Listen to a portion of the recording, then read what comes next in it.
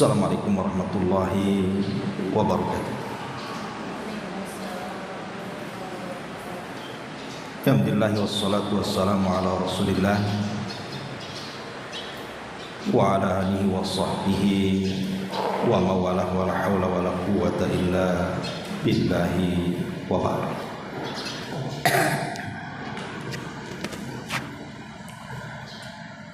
Alhamdulillah, segala puja dan puji hanya milik Allah Subhanahu wa ta'ala. Salawat dan juga salam kita hadiahkan kepada Rasul kita, Nabi yang mulia salawatullah alaihi wasallamuhu, Muhammad ibn Abdullah.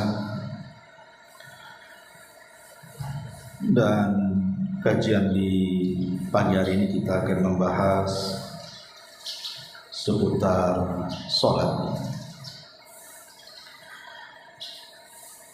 dan kita akan membahas 3 perkara dalam sholat. 3 perkara ini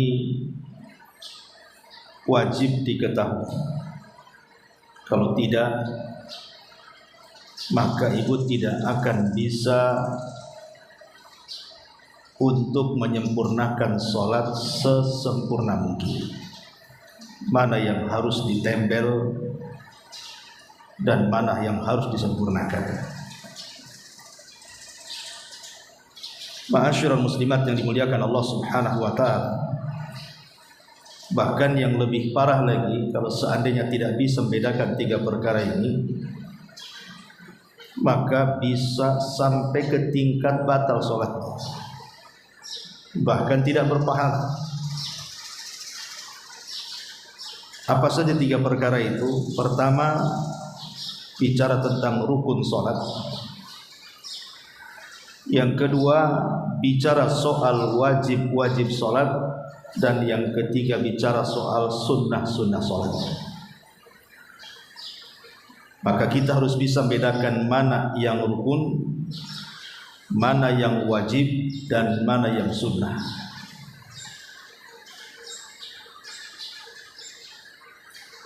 Adapun yang rukun, ulama kemudian membahas bahwa rukun sholat itu ada 14. Rukun sholat itu ada 14. Adapun yang wajib ada 8. Adapun yang sunnah itu terbagi 2. Ada sunnah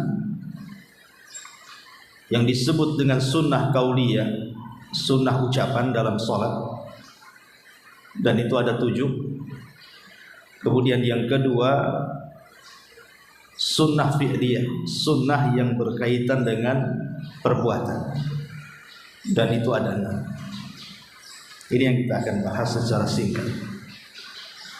Rukun ada 14. Supaya hafal saya buat angka dulu biar enak ngapalnya. Jadi rukun ada 14, wajib ada 8, sunnah ucapan ada 7, dan sunnah perbuatan ada 6. Simpan di otak kita. Yang pertama di antara rukun salat adalah al-qiyam fil fardhi ma'al qudrah. Berdiri dalam salat wajib dan dia sanggup melakukannya. Ma'asyiral muslimat yang dimuliakan Allah Subhanahu wa ta'ala, posisi rukun ini itu hampir mirip dengan syarat. Kalau syarat itu letaknya di luar, kalau rukun itu letaknya di dalam. Kalau syarat itu letaknya di luar seperti wudu, kan di luar sholat, menghadap kiblat dan itu seterusnya. Tetapi kalau sudah masuk dalam sholat, maka bukan syarat namanya, tapi rukun. Rukun ini tidak bisa gugur dengan 3 perkara. Sengaja ditinggalkan karena kejahilan atau karena lupa. Tidak bisa gugur karena 3 perkara ini. Umpamanya orang meninggalkan rukun, dia tidak mengucapkan takbiratul ihram, langsung bersedekap umpamanya. Kemudian kita katakan, kenapa kamu tidak takbiratul ihram? Lupa saya, batal sholatnya. Nggak ada cerita lupa. Ya. Kenapa kamu tidak takbiratul ihram? Saya tidak tahu kalau itu rukun, batal sholatnya. Tidak bisa gugur karena kebodohan. Ya. Apalagi ditinggalkan secara sengaja, makin batal sholatnya. Jadi rukun itu hanya gugur dengan al-ajzu, ketidakmampuan, baru bisa gugur. Kalau memang tidak mampu melakukan, itu pun ada gantinya. Seperti berdiri dalam sholat, kalau tidak sanggup duduk, kan gitu ya. Kalau tidak sanggup duduk, baring. Jadi rukun itu hanya bisa digugurkan karena ketidakmampu melakukan. Tapi kalau karena unsur kesengajaan ataupun unsur lupa atau unsur kejahilan, maka tidak ada uzur, tetap sholatnya batal. Makanya penting mengenal rukun ini. Jangan bilang nggak tahu, jangan bilang lupa, nggak ada urusan dengan itu. Kalau sudah ditinggalkan, baik ibu lupa, baik ibu tidak sengaja, baik ibu jahil ataupun tahu, gugur sholatnya. Jadi yang pertama adalah al-qiyam fil fardhi ma'al qudrah. Ibu sanggup berdiri, berdiri. Tetapi yang dimaksud berdiri di sini adalah pada sholat wajib. Kalau sholat sunnah, berdiri itu sunnah. Jadi ibu kalau sholat sunnah, kok duduk sah sholat, karena berdiri bukan rukun dan juga bukan wajib, sunnah saja. Makanya Rasul pernah sholat sunnah dengan duduk.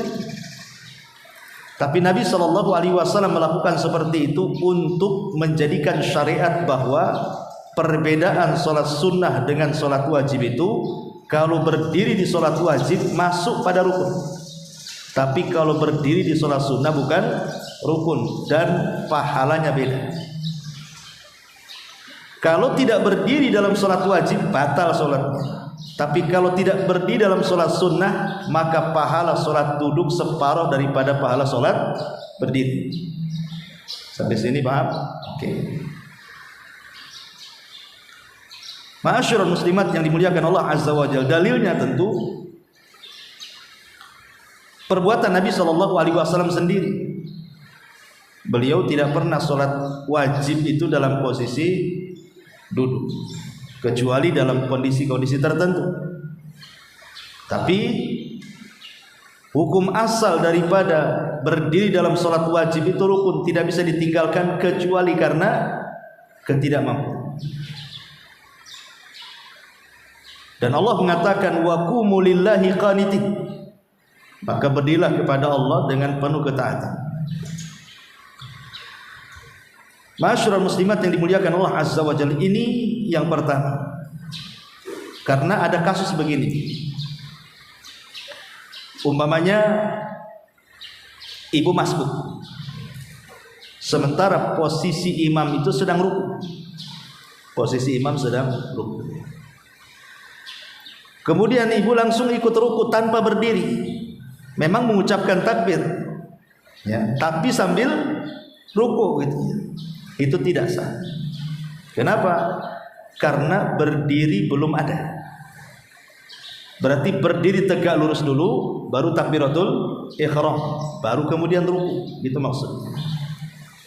Nah, ini harus dipahami ya. Jangan main ruku saja. Takbiratul ihram dulu, berdiri dulu, tegak lurus semuanya, kemudian takbiratul Allahu Akbar, kemudian ikut ruku. Kemudian yang kedua, takbiratul ihram. Takbiratul ihram ini rukun. Maksudnya takbiratul ihram ini ucapan Allahu Akbar, ya. Ucapan Allahu Akbar itu maksudnya takbiratul ihram, bukan mengangkat tangan. Mengangkat tangan itu sunnah hukumnya. Walaupun ibu tidak mengangkat tangan, ibu katakan Allahu Akbar, itu sudah sah. Jadi takbiratul ihram itu ucapan Allahu Akbar di permulaan sholat. Nah, itu disebut takbiratul ihram. Adapun mengangkat tangan seperti ini, entah sejajar dengan bahu, entah sejajar dengan telinga, itu bukan rukun. Makanya ada, kalau ibu pernah umroh atau haji, lihat kadang orang sholat itu diam saja itu tangannya kan, tapi mulutnya mengucapkan Allahu Akbar. Jadi takbiratul ihram itu maksudnya ucapan Allahu Akbarnya itu yang rukun. Berarti kalau seandainya kemudian ibu masbuk langsung ruku, yang dimaksud ruku Allahu Akbar itu maksudnya Allahu Akbar hendak ruku, bukan takbiratul ihram, tidak sah. Berarti ibu berdiri dulu, Allahu Akbar, baru rukunya Allahu Akbar lagi. Nah, itu maksudnya.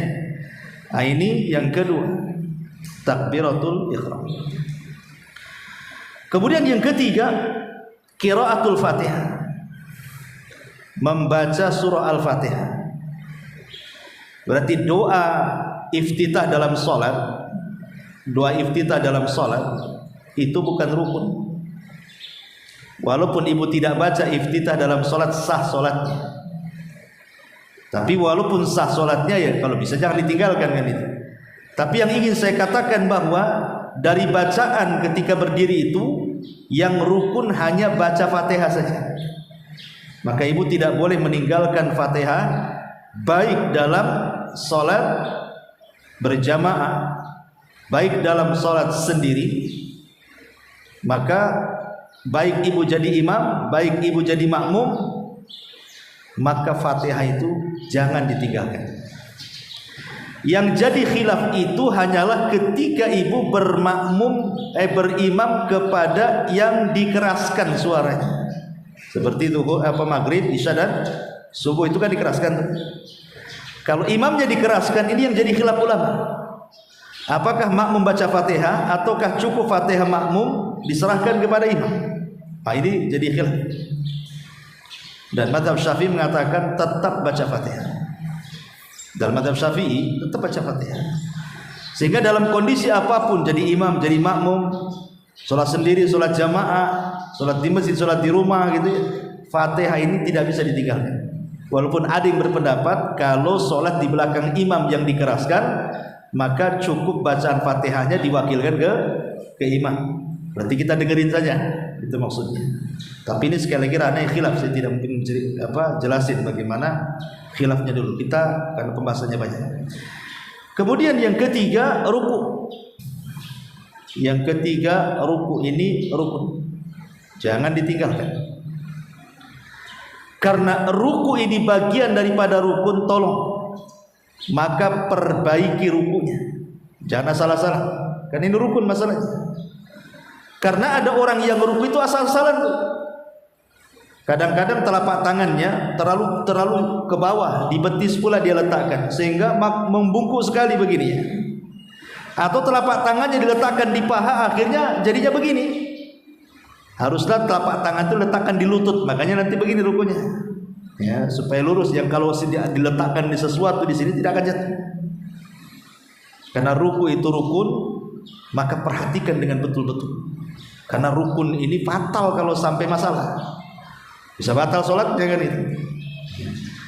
Ini yang keempat. Yang kelima, bangkit daripada ruku. Bangkit daripada ruku ini harus betul-betul i'tidal. Karena kita lihat banyak orang yang tergesa-gesa sholatnya, yang cepat sekali sholatnya. Itu kadang-kadang habis ruku belum tegak betul-betul berdiri, itu sudah langsung sujud. Ini tidak sah sholatnya. Kenapa? Karena bangkit dari ruku i'tidal itu harus lurus semuanya. Udah lurus baru sujud, gitu maksudnya. Karena ini masuk rukun sholat. Jangan belum tegak sudah ikut sujud. Hati-hati, nanti nggak sempurna rukun. Ini yang kelima. Yang keenam, as-sujudu ala al-a'dha'is sab'ati. Sujud di atas anggota sujud yang 7. Anggota sujud yang 7 ini harus mengenai bumi. Kalau tidak sah sujudnya. Ingat, anggota sujud ini ada 7.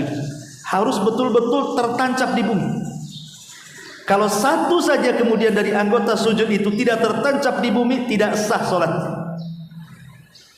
Maksudnya apa? 7 anggota sujud itu. Pertama, 2 tangan. Ini sudah 2. Yang kedua, 2 lutut. Itu sudah 4. Kemudian yang ketiga, ujung-ujung kaki. Itu sudah 6 berarti kan. Jadi ujung kaki, 2 lutut, 2 tangan, sudah 6. Yang ketujuhnya adalah dahi. Yang jadi khilaf adalah hidung. Apakah hidung ini masuk bagian daripada dahi? Dan bagaimana kalau seandainya hidung ini tidak nempel di bumi? Ini jadi perselisihan ulama. Ada yang mengatakan tidak sah solatnya karena hidung bagian daripada dahi. Ada yang mengatakan sah solatnya. Wallahu alam, saya cenderung kepada sah solatnya. Intinya adalah yang harus ke bumi itu dahi. Ini yang harus diperhatikan, dahi. Karena saya nggak pernah melihat hidungnya saja nempel, dahinya tak nempel. Gimana caranya itu? Mungkin mancung kali itu. Tapi yang penting itu dahinya saja. Dahi. Ya, kalau syukur-syukur hidungnya nancep kan lebih mantap lagi. Berarti keluar dari khilaf ulama. Ya, karena bagaimanapun hidung dengan dahi ini kalau bisa nempel di bumi. Tetapi di sini kata para ulama, bagaimana kalau seandainya ibu umpamanya sujud, sudah benar sujudnya, telapak kaki sudah nempel di bumi, lutut sudah nempel di bumi, tangan sudah nempel di bumi, kemudian dahi dan hidung sudah nempel di bumi, dan ibu sudah membaca Subhana Rabbiyal A'la. Tiba-tiba mungkin ibu ini umpamanya ini kaki gatal lah di sini, akhirnya kaki satunya garuk, otomatis kan tidak tertancap lagi kan ke atas kan. Nah, atau entah ada masalah apa tiba-tiba naik saja kakinya. Sah nggak wudunya? Ulama mengatakan sah. Yang penting ketika ibu mengucapkan Subhana Rabbiyal A'la itu yang pertama, kan yang wajib 1 kali. Adapun Subhana Rabbiyal A'la yang kedua itu sunnah hukumnya. Yang ketiga sunnah. Yang wajib itu 1 kali. Ketika mengucapkan Subhana Rabbiyal A'la, itulah nancap semua. Selepas itu kalau seandainya kakinya ngangkang ke atas gitu ya kan, maka tidak madaratkan sujud. Jadi yang harus diperhatikan itu, ketika membaca Subhana Rabbiyal A'la pertama kali, tancapkan semua anggota badan sujudnya. Bisa dipahami ya?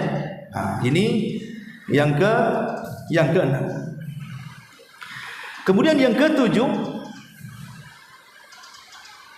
dan tentu sujud ini juga bagian yang paling penting dalam sholat. Sujud itu bagian yang paling penting dari semua gerakan sholat. Gerakan sholat itu banyak, tapi yang paling inti adalah di sujud. Kenapa yang paling inti di sujud? Ulama mengatakan karena kemuliaan manusia itu ada di wajah. Kemuliaan manusia itu ada di wajah. Ketika kemudian wajah yang sangat mulia ini kemudian diletakkan di bumi, itu menunjukkan apa? Ibu sedang menghinakan diri. Menghinakan diri karena wajah ini mulia, harus diletakkan di atas. Tiba-tiba kemudian ibu letakkan di bawah, ini kan sama menghinakan dirinya. Tetapi ibu sedang menghinakan diri di hadapan Allah Azza wa Jalla. Berarti di sini ada qimmatut tauhid. Ada puncak daripada tauhid. Kita sedang menghambakan betul-betul penghambaan diri kepada Allah. Dari sini kata Nabi sallallahu alaihi wasallam, "Alaika bid-du'a." Disitulah doa yang paling mustajab ketika sujud itu. Maka kata Nabi SAW, sungguh-sungguhlah kalian di dalam berdoa ketika sujud, karena itulah penghambaan yang sesungguhnya. Makanya perhatikan gerakan-gerakan dalam sujud, jangan sampai sujud seperti duduknya anjing, umpamanya lututnya sambil begini, tapi angkat, ya, jauhkan dari lambung sini sikutnya. Jadi intinya sempurnakanlah gimana caranya sujud itu. Walaupun yang penting tadi adalah 7 anggota sujud harus nempel di bumi. karena ini rukun. Ma'asyiral muslimat yang dimuliakan Allah Subhanahu wa taala. Kemudian yang nomor 7-nya ar-raf'u minas sujud. Bangkit daripada sujud. Bangkit daripada sujud itu rukun. Kemudian yang nomor 8 al-jilsatu baina sajdataini. Duduk di antara dua sujud. Itu harus tumaninah. Ada orang baru bangkit dari sujud, sudah sujud lagi, tergesa-gesa mau kemana? Ya, jadi harus betul-betul tumakninah, betul-betul habis sujud pertama, kemudian bangkit, duduk, rileks dulu, kembalikan tulang-tulang persendiannya, kemudian baca Rabbik firli kan itu ya, kemudian baru sujud lagi. Kemudian yang nomor 9 at-tuma'ninatu fi jamil arkan. Tumakninah dalam semua rukun. Rukun-rukun yang disebutkan tadi harus tumakninah. Khusus di 14 tempat ini Bu, tolong jangan tergesa-gesa. Khusus di 14 tempat yang kita sebutkan ini, yang termasuk rukun sholat, ini harus ada tumakninah. Karena di zaman Nabi SAW ada orang disuruh sholat berkali-kali sama Nabi. Dia sudah sholat, tapi oleh Rasulullah sholat lagi, kemudian sholat, kata Rasul sholat lagi, sampai 3 kali dia. Kemudian dia mengatakan, ya Rasulullah, aku tidak bisa yang lebih baik daripada ini, gitu. Kemudian Rasul SAW memberikan alasan kenapa Rasul menyuruh mengulang sampai 3 kali sholat. Karena orang ini ketika ruku dan sujud tidak tumakninah, makanya suruh diulang-ulang. Karena tumakninah itu rukun masalahnya. Makanya oleh Rasul, sholli fa innaka lam tusolli, salatlah karena engkau belum salat, katanya. Karena Rasul melihat ketika ruku dan sujudnya asal-asalan. Maka tumakninah dalam salat itu adalah bagian daripada rukun salat. Dari sini ada faedah bahwa jangan tergesa-gesa dalam salat. Dan tergesa-gesa dalam sholat itu ada di 3 gambaran, ada 3 macam ya. Orang tergesa-gesa sehingga tidak tumakninah dalam sholat itu ada 3 gambar. Yang pertama, ada mutumakninati fi adai arkanis salati, tidak ada tumakninah pada semua gerakan yang dikategorikan rukun. Ruku cepat-cepat, sujud cepat-cepat, berdiri cepat-cepat, belum i'tidal sudah sujud. Rukunya main ruku saja, enggak diperhatikan lurus enggaknya, itu terlalu tergesa-gesa. Maka yang seperti ini bahaya, bisa menjadikan sholatnya batal kalau dia tergesa-gesa dalam gerakan-gerakan rukun ya, bisa batal sholatnya. Ruku belum becus udah langsung bangkit, kemudian sujud belum 7 anggota badannya belum ke bumi, ngangkang pula ke atas kakinya, batal sholatnya. Ini yang pertama. Yang kedua, tergesa-gesa dalam bacaan. Dolin, kapan ini kok langsung dolinnya saja yang bunyi? Ya, orang baca Fatihah pelan-pelan lah, orang baca Fatihah ya. Kok di satu nafas pula kan? Sampai saya lihat YouTube yang 7 menit sholat rakaat tuh Bu, ya saya perhatiin tuh, kok bisa dia baca Fatihah sekenceng itu? Pokoknya saya perhatiin itu kayak nggak beres baca Fatihahnya. Cemana coba dia? Kok tergesa-gesa baca Fatihah itu kemana gitu ya? Berarti orang ini memang sedang mentarget selesai rakaat sebenarnya, bukan cari pahala di situ. Jadi ini juga fatal juga. Jangan sampai kemudian tergesa-gesa dalam bacaan terutama Fatihah sehingga tidak jelas. Yang tidak tergesa-gesa baca Fatihah saja Bu, tapi dia salah mengucapkan sampai merubah makna, itu bisa batal sholatnya. Contoh umpamanya ihdina jadi ahdina, ahdina siratal mustaqim. Ini masalah karena ihdina dengan ahdina itu beda makna. Kalau ihdina ya betul minta petunjuk, kalau ahdina minta hadiah, beda tuh. Jadi dari sini tergesa-gesa pun mencakup dalam bacaan. tartil dalam bacaan itu, jangan tergesa-gesa ya. Ini gambaran yang kedua. Jadi tergesa-gesa dalam bacaan. Kemudian juga gambaran yang ketiga, tergesa-gesa ketika sholat jamaah. Imam belum ruku, ibu pula sudah ruku. Imam belum i'tidal, ibu pula sudah i'tidal. Ini yang jadi imam, ibu atau imam sih sebenarnya ya. Ini balap-balapan dengan imam. Nah, ini kan masalah ya. Jadi 3 perkara ini diperhatikan. Jangan tergesa-gesa dalam setiap gerakan yang merupakan rukun sholat. 1. Yang kedua, jangan tergesa-gesa dengan bacaan yang merupakan rukun sholat. Dan yang ketiga, jangan balap-balapan dengan imam. Nah, ini bisa masalah sholatnya. Ini yang ke-9, tumaninah dalam sholat. Kemudian yang ke-10, at-tasyahudul akhir. Tasyahud akhir. Kalau tasyahud awal itu bukan rukun tapi wajib. Kalau tasyahud akhir ini rukun. Kalau ditinggalkan batal sholatnya. Tapi kalau tasyahud awal ditinggalkan, dan ditinggalkannya bukan karena sengaja, tapi karena lupa, maka tidak batal sholatnya, tapi ibu ganti dengan sujud sahwi. Kan ibu selalu kadang-kadang kan, tadi belum tasyahud awal sudah bangkit aja. Mungkin ibu mikirin utang, jadi lupa gitu ya. Aduh, apalagi debt collector ada pula di depan itu kan, makin lupa lagi kan. Pas sudah rakaat terakhir mau tasyahud akhir, loh saya tadi belum tasyahud awal. Tidak masalah, lanjutkan saja tasyahud akhirnya, kemudian lakukan sujud sahwi sebelum salam, selesai. Karena meninggalkan wajib itu tidak membatalkan sholat kecuali dengan sengaja. Kalau lupa tidak. Walaupun sekali lagi ada khilaf antara mazhab Hambali dengan jumhur ulama.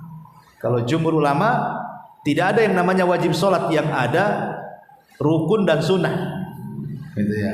Tapi kalau dalam mazhab Hambali yang sekarang kita kaji ini, ada rukun, ada wajib, ada sunnah. Kalau jumhur ulama tidak.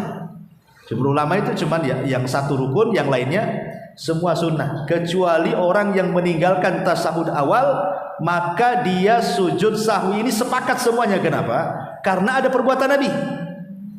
Adapun kewajiban sholat yang lainnya kalau ditinggalkan, tidak ada riwayat Rasul sujud sahwi. Jadi sujud sahwi itu hanya ketika meninggalkan kewajiban yang namanya tasyahud awal saja. Baik ya. Kemudian yang ke-11, al-julus litasyahudil akhir. Duduk ketika tasyahud akhir. Karena duduk ini bagian daripada rukun, maka perbaiki duduknya. Harus betul-betul duduk gitu ya. Jangan salah-salah duduknya. Kemudian yang nomor 12, as-salatu ala nabi. Bersolawat kepada Nabi. Kan dalam bacaan tasyahud akhir itu ada solawat Ibrahimiyah kan. Allahumma sholli ala Muhammad wa ala ali Muhammad kama shallaita ala Ibrahim wa ala ali Ibrahim innaka Hamidum Majid. Allahumma barik ala Muhammad wa ala ali Muhammad kama barakta ala Ibrahim wa ala ali Ibrahim innaka Hamidum Majid. Lah ini namanya sholawat Ibrahimiyah. Lah sholawat Ibrahimiyah di tasyahud akhir itu rukun.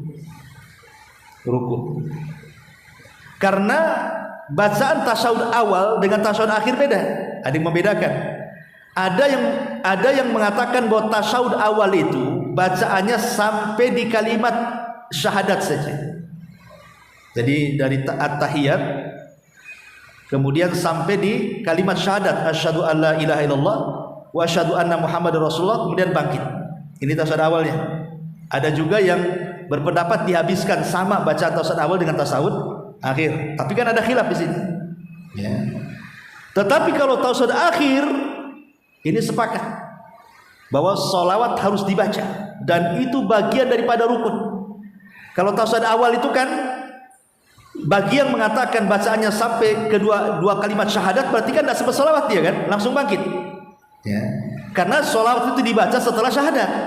Kan tahiyat, syahadat, sholawat kan gitu.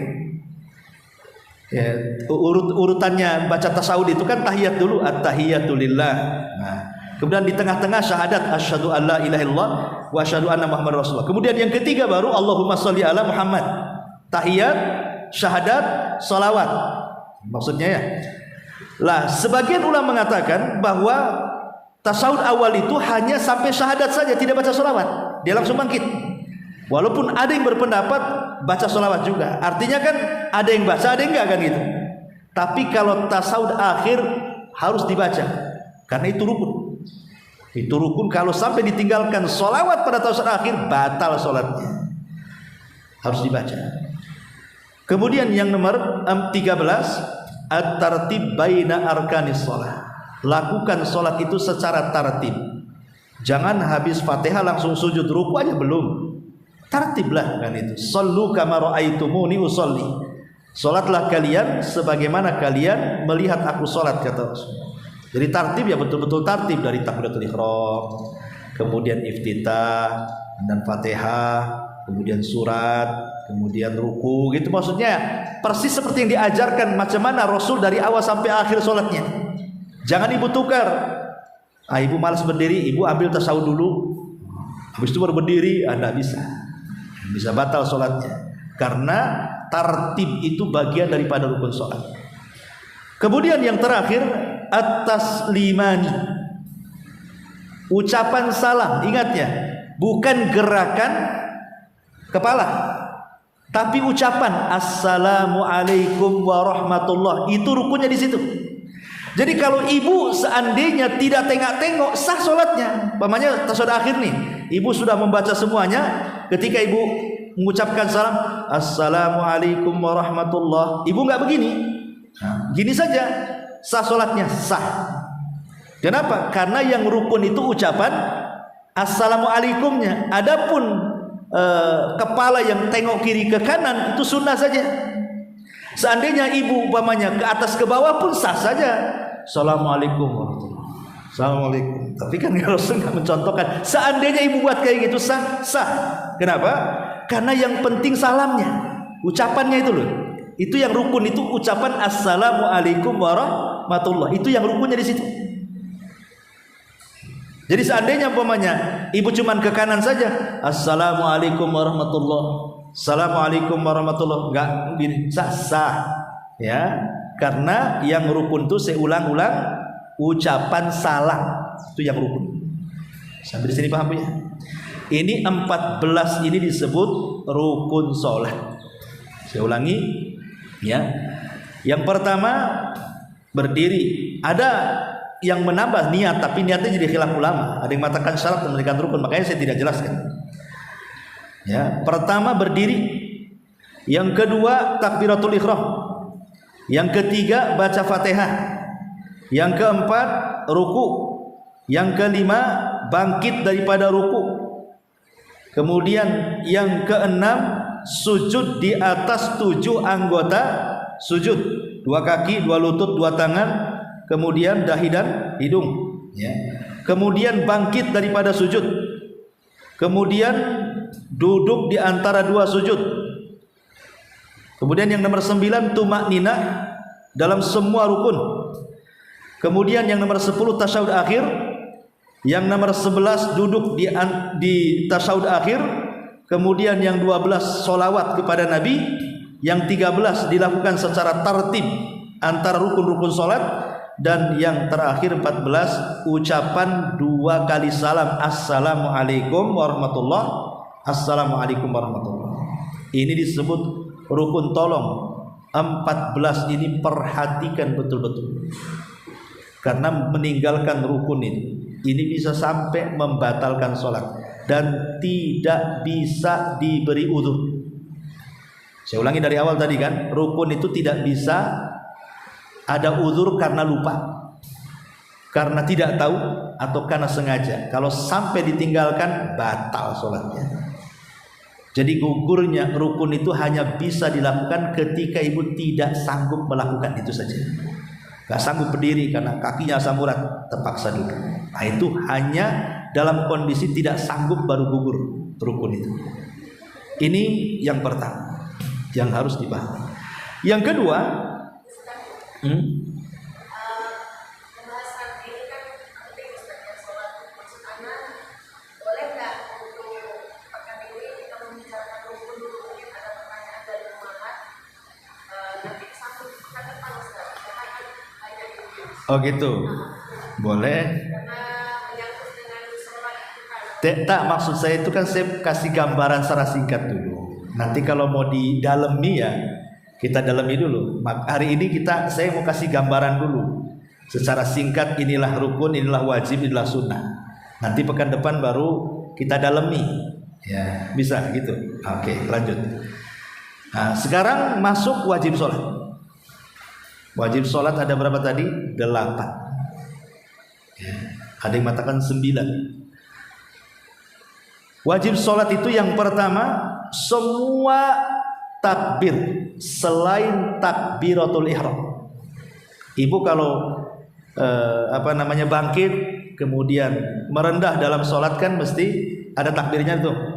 Mau ruku ada takbirnya, bangkit dari ruku ada takbirnya, turun ke sujud ada takbirnya, bangkit dari sujud ada takbirnya. Lah takbir itu, maksud takbir di sini ucapan Allahu Akbar ya, bukan cerita gerakan ya. Maksud takbir di sini ucapan Allahu Akbar, Allahu Akbar, Allahu Akbar. Itu maksudnya takbir di sini. Jadi semua takbir dalam sholat selain takbir yang pertama. Kalau takbir pertama disebut takbiratul ihram, itu masuk pada rukun tadi sudah saya jelaskan ya. Berarti selain takbiratul ihram yang pertama, semua takbir dalam sholat itu hukumnya wajib. Hukumnya wajib. Bukan ngangkat tangan, sekali lagi ya. Bukan ngangkat tangan itu sunnah hukumnya. Ucapan Allahu Akbar, Allahu Akbar, Allahu Akbar. Kemudian yang kedua, ucapan yang kedua yang termasuk wajib sholat adalah ucapan Subhana Rabbiyal Azim fir ruku. Kalau rukunya rukun, tapi kalau bacaannya wajib. Ya. Subhana Rabbiyal Azim, Subhana Rabbiyal Azim. Menurut Hanabilah, mazhab Ahmad, kalau sampai ditinggalkan secara sengaja batal sholatnya. Tapi menurut mayoritas ulama tidak batal sholat, karena mayoritas ulama hanya membagi rukun dan sunnah, nggak ada wajib. Tapi kalau dalam mazhab Hambali terbagi 3, ada rukun, ada wajib, ada sunnah. Dan kita sedang mempelajari mazhab Hambali di sini. Jadi ucapan Subhana Rabbiyal Azim itu wajib, jangan sampai ditinggalkan. Kemudian yang ketiga, ucapan Sami Allahu liman hamidah, baik makmum ataupun imam. Ini baik imam atau ibu dalam posisi sholat sendiri. Sami Allahu liman hamidah, ini wajib. Kemudian yang keempat, ucapan Rabbana walakal hamd. Rabbana walakal hamd, baik imam ataupun makmum. Kemudian yang nomor 5, Subhana Rabbiyal A'la dalam sujud. Kemudian yang nomor 6, ucapan Rabbighfirli di antara 2 sujud. Kemudian yang ke-7, tasyahud awal. Dan yang ke-8, duduk dalam tasyahud awal. Ini 8 perkara yang disebut wajib-wajib sholat. Semua takbir kecuali takbiratul ihram, ucapan Subhana Rabbiyal Azim dalam ruku, ucapan Sami Allahu liman hamidah bangkit daripada ruku, ucapan Rabbana walakal hamd ketika i'tidal, kemudian ucapan Subhana Rabbiyal A'la ketika sujud, kemudian ucapan Rabbighfirli duduk di antara 2 sujud, kemudian tasyahud awal dan duduknya di tasyahud awal. Itu semua adalah wajibatus sholat, kewajiban sholat. Ma'asyiral muslimat yang dimuliakan Allah Azza wa Jalla, tadi saya sudah singgung 8 perkara ini yang kalau seandainya ditinggalkan secara lupa, maka yang mendatangkan sujud sahwi itu hanya di tasyahud. Ya, jadi kalau ibu lupa tidak tasyahud awal langsung bangkit, di sini mendatangkan sujud sahwi. Tapi selain daripada tasyahud awal tidak perlu. Umpamanya ibu lupa membaca sami Allahu liman hamidah, ya, atau lupa membaca subhana rabbiyal azim, atau lupa membaca subhana rabbiyal a'la gitu ya, maka tidak ada sujud sahwi. Yang sujud sahwi itu kalau meninggalkan tasawuf saja. Nah, itu keterangan ulama seperti itu. Tapi walaupun ini penjelasannya panjang, saya ngeringkas saja biar secara global ibu tahu. Nah, gitu ya. Oh, kalau ditinggalkan ini sujud, kalau ini enggak, gitu maksudnya gitu ya. Ini yang kedua, kewajiban sholat.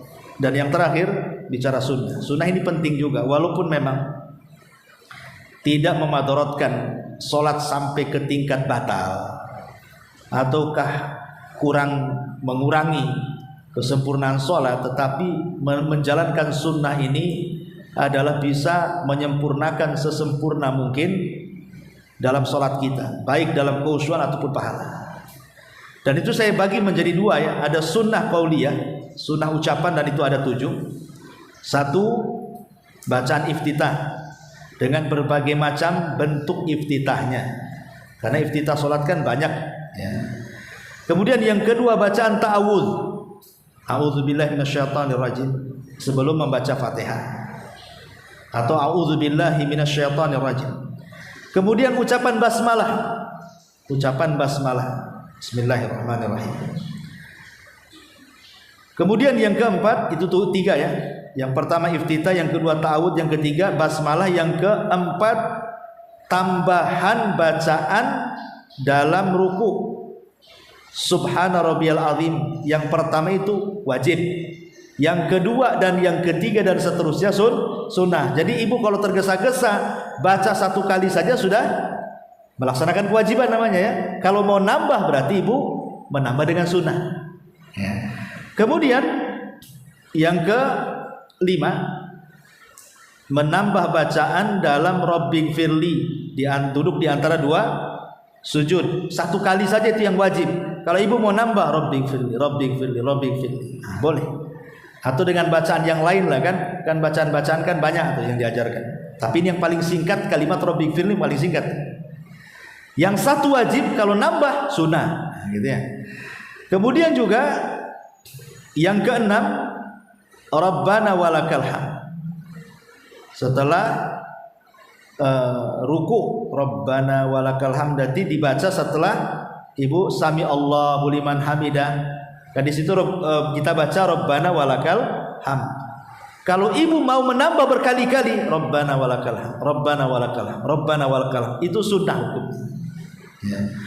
Kemudian juga yang nomor 7, mazada alal fatihati minal qiraah, bacaan surat setelah Fatihah. Kalau ibu baca Fatihah di rakaat pertama, kedua, ketiga enggak baca surat, sah salatnya, enggak apa-apa. Umpamanya ibu salat subuh tadi di rumah, ibu dah hafal surat Fatihah saja dua-duanya. Rakaat pertama Fatihah enggak ada surat, rakaat kedua Fatihah enggak ada surat, sah. Tapi ingat Bu, jangan ditukar. Ibu kalau meninggalkan Fatihah walaupun 1 Quran ibu baca enggak sah salatnya. Umpamanya ibu baca bab Al-Baqarah, Al-Imran, An-Nisa sampai qul a'udzu birabbin nas, tapi tak baca Fatihah, enggak sah salatnya. Tapi kalau ibu baca Fatihah, semua surat enggak dibaca, sah salatnya. Itulah bedanya ya.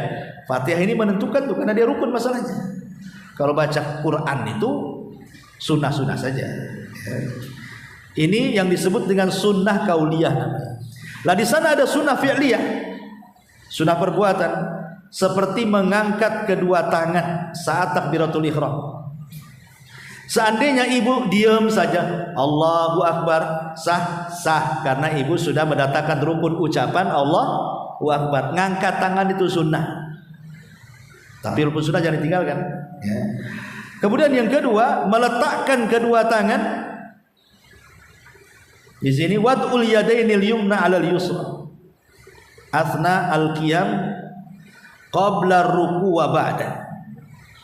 Meletakkan tangan kanan di atas tangan kiri dalam posisi berdiri sebelum ruku atau setelahnya. Sebelum ruku atau setelahnya. Kemudian yang nomor 3, an-nadharu ila maudhi'i sujud. Ibu ketika berdiri sholat ke tempat sujud pandangannya, itu sunnah saja. Karena boleh juga kita memandang ke atas, ke lurus gitu ya. Allahu Akbar. Boleh. Atau Allahu Akbar ke bawah, nengok tempat sujud. Menengok tempat sujud itu bukan rukun, bukan wajib, itu sunnah saja. Seandainya ibu menatap ke depan begitu, tidak ada masalah. Bahkan Abu Hanifah kalau tidak salah justru ditatapkan ke depan, bukan ke tempat sujud. Alasannya apa? Fa aina ma tuwallu fa thamma wajhullah. Kemanapun kau arahkan, di situ ada wajah Allah.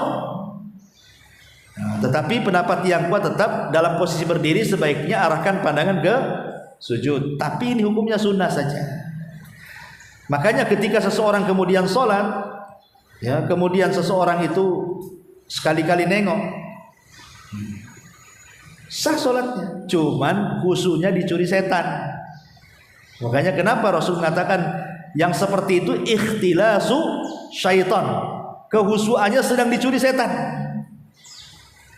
Lagi sholat nengok ke atas, sah ya, cuman khusyuknya sedang dicuri gitu ya sama setan. Karena menengok ke tempat sujud itu bukan rukun, bukan wajib, sunnah saja. Nah ini yang harus dipahami ya. Kemudian yang nomor 4, muba'adatul yadaini anil batni wal jambi asnai sujud. Ibu ketika sujud menjauhkan sikut dari lambung. Ini kan lambung nih, ini sikut kan, dijauhkan. Nah, kan dijauhkan ya. Ini sunnah, menjauhkan sikut ini ke lambung, ini sunnah. Seandainya ibu sujudnya begini kayak duduknya anjing, sah-sah saja. Yang penting 7 anggota sujud itu jangan sampai tidak nancap di bumi, gitu ya. Karena itu yang penting, rukunnya itu 2 telapak kaki, 2 lutut, 2 tangan, dahi dan hidung nancap. Kalau seandainya nggak diangkat ini begini, sah-sah. Karena itu bukan rukun. Yang rukun itu telapak tangannya ini nempel di bumi. Nah, kecuali kalau gini, ininya di sini, telapak tangannya gini pula, ya enggak sah kan, itu berarti telapak tangannya nggak sampai di bumi, gitu ya. Nah itu namanya. Tapi Rasul melarang, tidak boleh sujud seperti duduknya anjing ya. Walaupun sah, tapi Rasul melarang, tidak boleh menyerupai binatang ketika sholat. Kemudian termasuk juga al-iftirash. Ketika ibu umpamanya disebutkan wahwal julus nasiban al-qadam al-yumna wajailan asabi'ahu lil qiblati muftarisan ar-rijlil yusra jalisan 'alaiha wa yusannu fi jami'il jalasati salati illa fi tasyahhudil akhir min salati tazidu ala rak'ataini. Jadi iftirash itu ya duduk seperti tasyahud awal gitu. Seandainya di tasyahud awal Bu, kan ada yang melabuhkan pantat, ada yang kemudian pantatnya ditaruh di atas tumit, kan itu ya.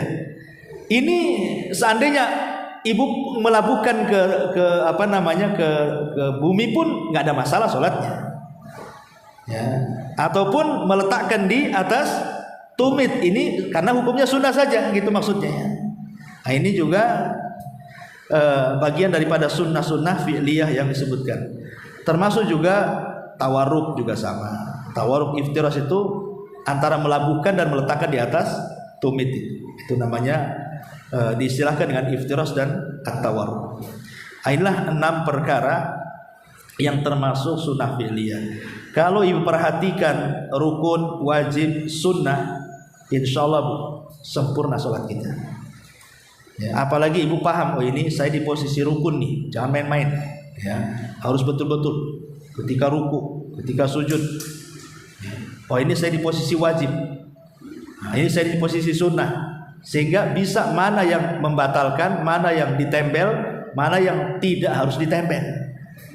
Nah itulah diantara 3 perkara yang wajib diketahui seorang yang hendak sholat.